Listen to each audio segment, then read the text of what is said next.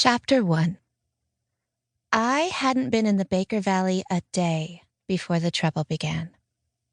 Fancy, that's my 3-year-old Newfoundland, full name Miss Fancypants, and I were sitting out back in the yard at my grandpa's, reading a book and minding our own business, enjoying the mid-spring day. Well, I was reading. Fancy was curled up nearby, her head on her paws, watching the world go by. Not that there was much of a world to see. My grandpa's place is on the edge of town and backs up to a mountainside covered in tall evergreens and aspen trees. So all she really had to see was 500 feet of trees, followed by an incredibly blue sky without a cloud in sight.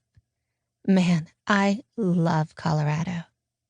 Anyway, there we were, minding our own business, not bothering a soul, when Fancy jumped up and raced to the fence, barking like a mad woman. And it wasn't her, "Hey, is that a dog? Can we play?" bark either. It was her, "There's a jerk too close to my home" bark. I reluctantly set my book aside. I'd just gotten to the good part, too, and dragged myself over to see what was bothering her. She'll usually stop if I just check out whatever it is and tell her she's been a good girl. But as I was walking across the yard, I heard someone barking back at her. That's right. Some jerk on the other side of the fence was barking at my dog. Seriously. I mean, who does that? I'd just spent 5 years living in Washington, D.C., and not once had someone barked at my dog. They'd stepped away from her like she had the plague.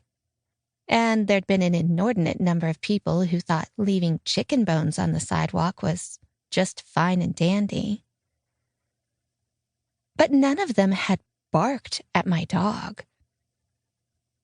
And because I was still in big city mode and not love thy neighbor because you live in a town of 100 where everyone knows everyone mode, I stepped up on that little board along the bottom of the fence and told the guy off. You know what he did? You know what that jerk did then? He barked at me, too. He lunged at me like he was going to attack me and barked 3 times. Woof, woof, woof. I just stared at him like he was crazy. I mean, I'd moved to Baker Valley because it was supposed to be peaceful and nice. And this is what I got on my first full day there? Some weird man barking at me?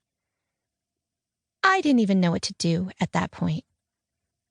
Unfortunately, while I was busy trying to figure out if werewolves might actually be real, which would at least explain the man's ridiculous behavior, my grandpa got involved with a shotgun.